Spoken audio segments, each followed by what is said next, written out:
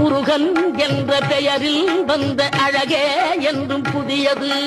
முருகன் என்ற பெயரில் வந்த அழகே என்றும் புதியது.